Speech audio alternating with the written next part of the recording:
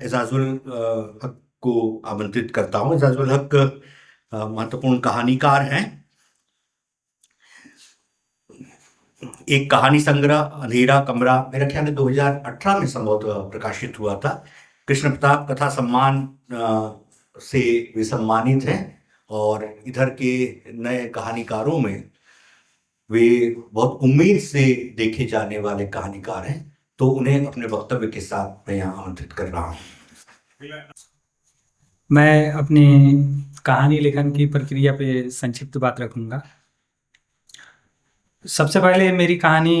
मैंने सबसे पहले अपनी कहानी भेजी थी पहल पत्रिका में 2014 में।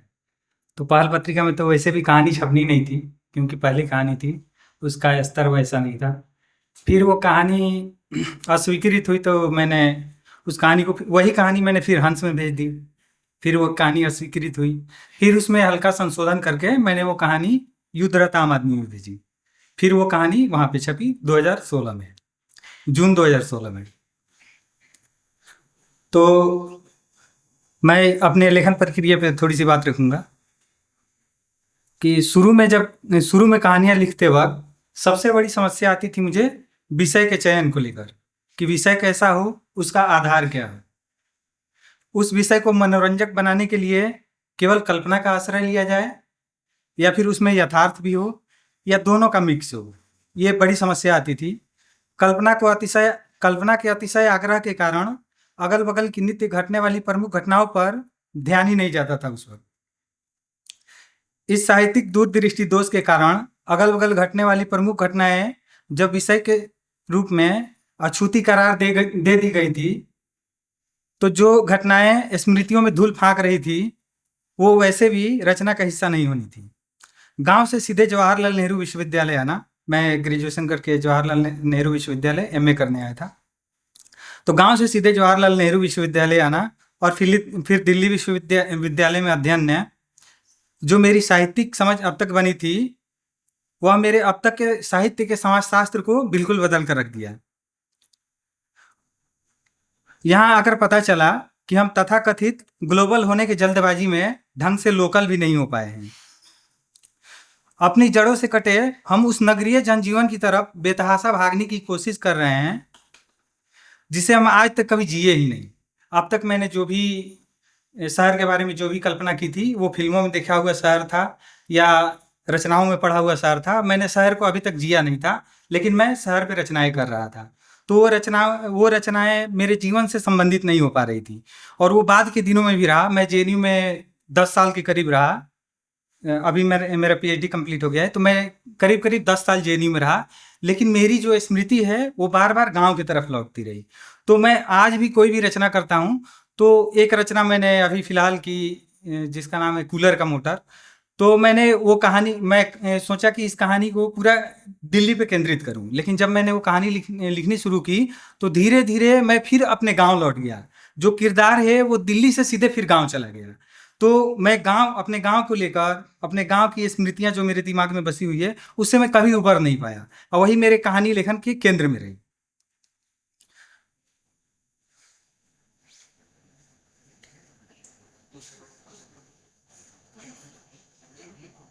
अपनी जड़ों से कटे हम उस नगरीय जनजीवन की तरफ बेतहाशा भागने की कोशिश कर रहे थे जिसे हम आज तक कभी जिए ही नहीं थे।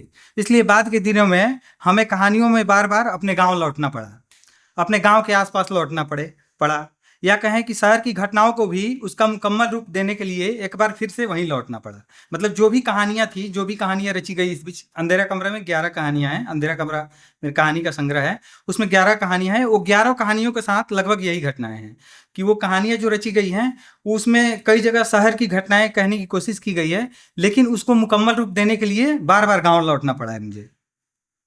इस बीच स्मृतियां भी अपनी अभिव्यक्ति के लिए लगातार हम पर दबाव बनाती रही। स्मृतियां मतलब कि जो गांव से जुड़ी हुई मेरी स्मृतियां थी।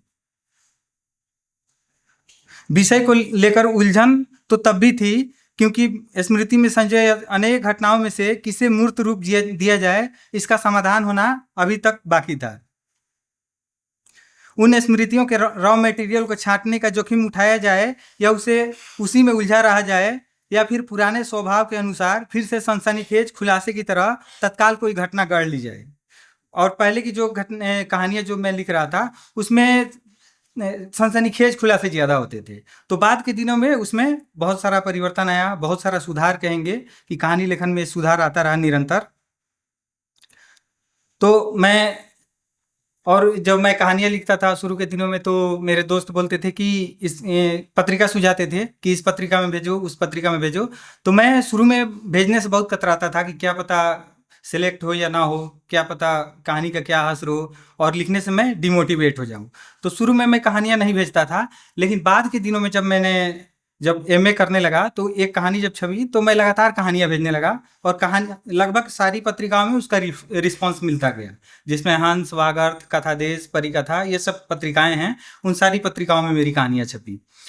अब 2018 में जब मेरा संग्रह आया तो उसके बाद मेरे साथ ये दिक्कत हुई कि मैं उसी वक्त 18 के आसपास एमए करके एमफिल में तत्काल गया था। तो एमफिल के दौरान मुझे लिखने का बिल्कुल मौका नहीं मिल पा रहा था, और जो इस बीच जो भी घटनाएं घट रही थी राजनीतिक स्तर पे, सामाजिक स्तर पे, जो पहलू खान की हत्या हो रही थी, या फिर ये दादरी में हत्या हो रही थी बीफ के नाम पे, ये सारी घटनाएं जब अचानक से बढ़ने लगी तो मेरा जो विषय है वो अचानक से बदलकर वो सांप्रदायिकता उसके मुख्य केंद्र में आ गया कहानी लेखन के।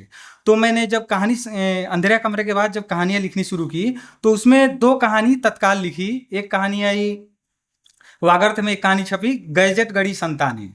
तो इसमें ये विषय था कि जो हम आज की जो युवा पीढ़ी तैयार कर रहे हैं, या जो भी बच्चों की जो मानसिकता तैयार कर रहे हैं, जिसमें हम बच्चों को रील्स देखने के लिए या रील्स बनाने के लिए दे रहे हैं मोबाइल, और बच्चे वो जिस तरह के देख रहे हैं, जो भी घटनाएं उसमें देख रहे हैं, तो उनकी जो स्मृतियां हैं उस पर उन घटनाओं का क्या प्रभाव पड़ रहा है।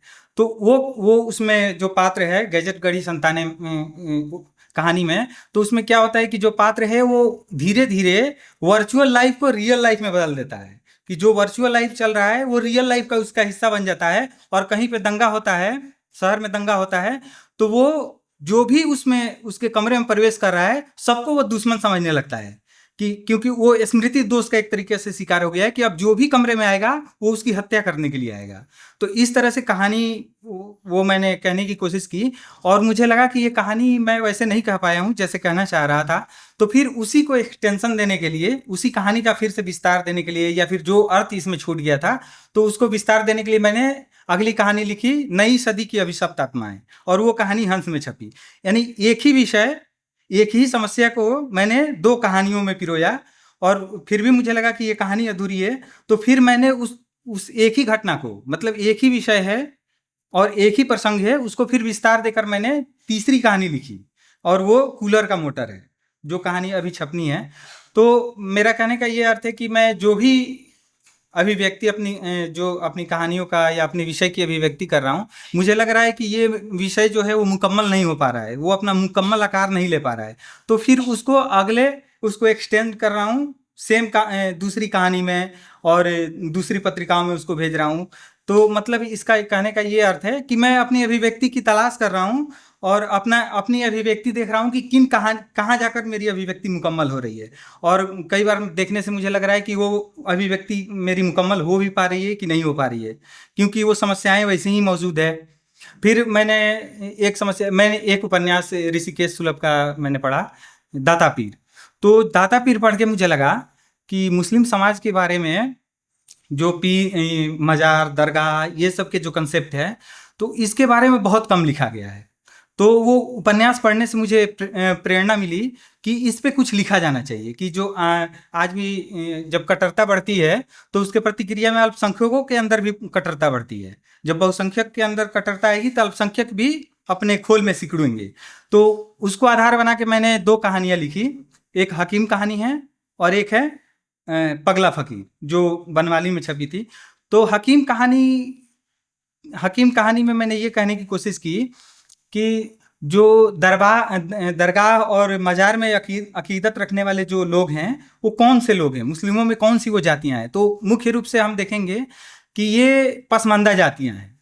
जो पसमानदा मुस्लिम जातियां हैं वो मुख्य रूप से दरगाहों में अकीदत रखती हैं, विश्वास रखती हैं, आस्था रखती हैं।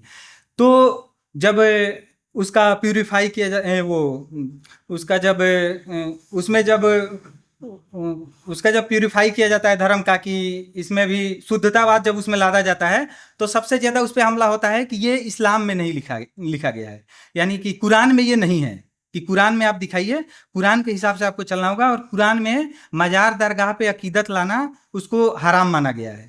तो ये जब शुद्धतावाद जब वहाँ पे आता है, तो जो नए नए जो जमाती बनते हैं उनकी क्या प्रतिक्रिया होती है, जो भी जमाती लोग हैं वो कैसे सोचते हैं कि अगर कोई पीर औलिया के मजार पर जाएगा और उसका प्रेम प्रसंग चलता है, प्रेम संबंध में वो लड़की पड़ती है, तो इसको माना जाएगा कि पीर औलिया जो पीर औलिया कहने का मतलब ये हुआ कि हम जानते हैं कि ये इश्क रूहानी की बात करते हैं। तो इश्क रूहानी में पड़ा हुआ, तो कई बार पीर ऐसे भी होते थे, जैसे दाता पीर उपन्यास में भी हम देखते हैं कि कई बार पीर ऐसे भी हैं कि वो अपने जीवन में वास्तविक रूप से प्रेम किए हैं, मतलब कि दुनियावी प्रेम उन्होंने किया है, दुनियावी प्रेम के माध्यम से आध्यात्मिक प्रेम के तरफ बढ़ रहे हैं। तो दुनियावी प्रेम की जो अभिव्यक्ति वहाँ पे हुई है, तो उसको लेकर कुछ लोगों को आलोचना करने का मौका मिल जाता है कि दरगाह और मजार पे जाने वाले लोग जो हैं वहाँ पे अपनी बेटियों को भेजेंगे तो वो भी लड़कियां प्रेम करेंगी। तो यहाँ पे क्या है कि शुद्धतावाद का जो प्रभाव है वो प्रेम संबंधों पे भी पड़ रहा है, और उनके अंदर आंतरिक जो कट्टरता है उस पर भी पड़ रहा है। तो फिर ये जो कहानी मैंने लिखी थी, हकीम कहानी, ये पहले छपी थी, उसके बाद पगला फकीर आती है। तो इस कहानी को भी मुझे लगा कि ये इसमें मैंने मुकम्मल वो रूप नहीं दे पाया है जो मैं सोचकर कहानी लिखना चाह रहा था, तो उसी कहानी को फिर विस्तार किया मैंने पगला फकीर कहानी में। ठीक है, धन्यवाद। दुनिया में सबसे मुश्किल काम होता है अपनी रचना प्रक्रिया पर बात करना, और जाहिर तौर पर हमारे दो बहुत युवा साथियों ने इस मुश्किल काम को करने की ओर कदम बढ़ाया है, एक फ़हीम ने और एजाजुल ने।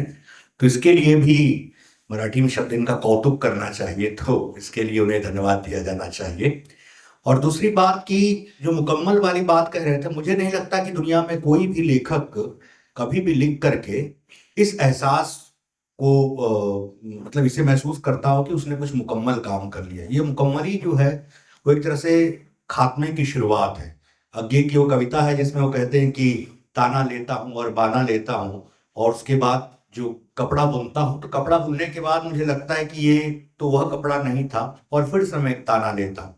तो इस तरह से जो बात है, ये कभी भी बहुत मुश्किल है इस एहसास को पाना कोई चीज़ लिखने के बाद कि हाँ मैंने कुछ मुकम्मल काम कर लिया है। तो न कर पाने की जो ये अपूर्णता है, मुझे लगता है कि वह किसी भी लेखक के लिए, किसी भी कलाकार के लिए बहुत महत्वपूर्ण होती है। दूसरा, रचना प्रक्रिया पर दुनिया में बहुत कम किताबें हैं, आप उंगलियों में गिन सकते हैं। जैसे एक साहित्यिक की डायरी को, आप अज्ञे के कुछ निबंधों को ले सकते हैं, या मेरा दागिस्तान ले सकते हैं, या दुनिया में चुनिंदा ऐसी चीज़ें हैं, या कुछ रिल्के के पत्र ले सकते हैं, या ऐसे ही कुछ और भी। तो बहरहाल एक अच्छा वक्तव्य था, अपने कहानियों के माध्यम से ही उन्होंने कुछ बातें रखी।